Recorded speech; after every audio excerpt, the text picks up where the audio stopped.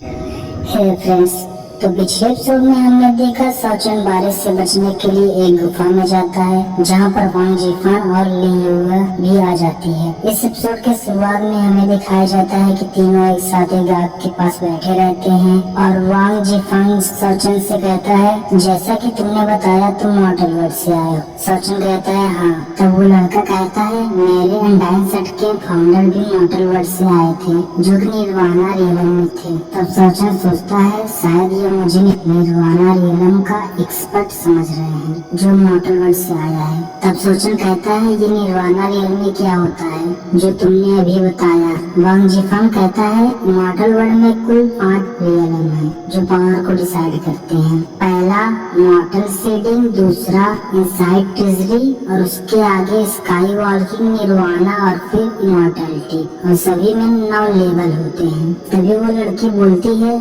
सौचन तुम्हारे जैसे पावरफुल आदमी अगर निर्वाणा रियलम में हो तभी वह मॉर्टल वर्ल्ड से असेंड होकर इमॉर्टल वर्ल्ड में आ सकता है।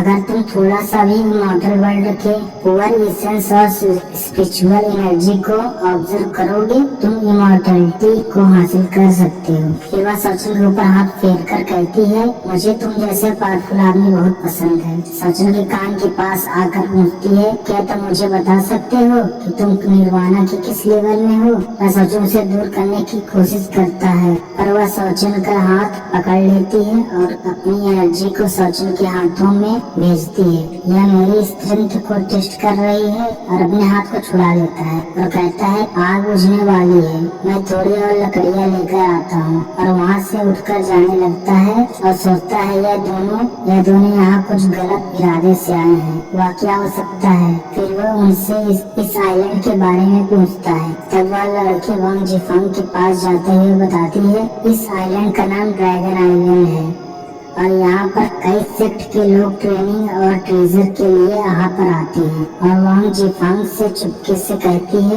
यह लड़का अभी मॉर्टल सीडिंग रियलमी में भी नहीं है। वांग जिफान अपने स्वॉर्ड उठाकर कहता है अटैक करने के लिए तैयार रहना। फिर वह दोनों सौचन की तरफ आने लगते हैं और बताते हैं यहाँ पर कई सारी स्पिरिचुअल हर्ब और क्रिस्टल स्टोन है और यहाँ पर ड्रैगन के अंडे भी मिलते हैं। यह बात सुनकर सौचन समझ जाता है कि यह दोनों यहाँ क्यों आए हैं। वांग जिफान अपने शौक को निकालते हुए सौचन की तरफ बढ़ता रहता है। तब सौचन सोचता है मुझे अभी चोट लगी है, मैं इनसे सीधे नहीं लड़ सकता। और जैसे ही वो दोनों सौचन के पास पहुंचने वाले होते हैं सौचन उस अंडे को निकाल कर कहता है तुम इसकी बात कर रहे हो। तब वह लड़की वांग जिफान को रोक लेती है। सौचन खड़े होकर कहता है मैंने इसे समुद्र के पास के एक गुफा में पाया था, मुझे नहीं पता था कि यह एक ट्रेजर है। तो वह लड़की कहती है तुम कह रहे हो वहाँ पर बहुत सारे अंडे हैं। तब सौचन कहता है अगर तुम चाहते हो तो मैं तुम्हें वहाँ ले जा सकता हूँ। और वे उन दोनों को उस गुफा में ले जाता रहता है और मछलियों को देखकर कहता है ये यहाँ इतनी सारी मछलियाँ एक झुंड में, मतलब ड्रैगन भी आस पास ही होगा। वांग जिफान उस लड़की से कहता है एक बार ड्रैगन के अंडे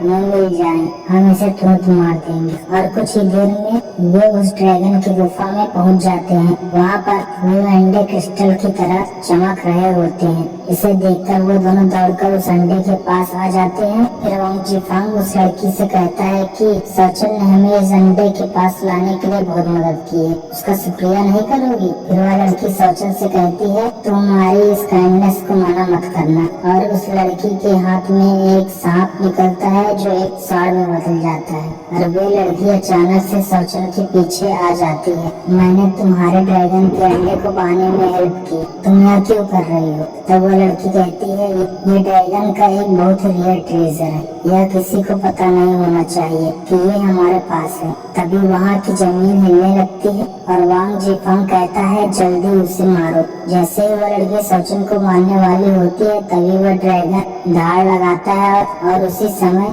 सौचन अपने सुनने के सेंस को सील कर देता है। पर वह लड़की उस ड्रैगन के धाड़ की आवाज से रुक सी जाती है। उसी का फायदा उठाकर सौचन उस लड़की की स्वॉर्ड को छीनकर उसके आर पार कर देता है। उसी समय वह लड़का उसे बचाने आता है और सोचन उस पर अटैक कर देता है, पर वांग जिफांग बच जाता है, लेकिन उसका एक हाथ कट जाता है। वह लड़की तुरंत मर जाती है और वांग जिफांग दर्द में कहारता रहता है। फिर सोचन कहता है यह निराशाजनक है कि मैंने सिर्फ एक ही को मार पाया। फिर वांग जिफांग कहता है तुमने मेरे साथ ये चाल चली। फिर सोचन कहता है तुम लोग नहीं थे जिसने पहले ये शुरू किया था। यह बात सुनकर वांग जिफांग सोचन पे अटैक कर देता है और कहता है मैं तुम्हें मार दूंगा, और वो दोनों फाइट करने लगते हैं, पर एक हाथ कट जाने की वजह से वांग जिफांग ज्यादा देर टिक नहीं पाता। सोचन उसे एक पावरफुल स्लैश से दूर फेंक देता है। फिर वांग जिफांग दर्द से कहारते हुए उठता है और कहता है तुमने अनडाइन सेक्ट के डिस्पल से पंगा लिया है,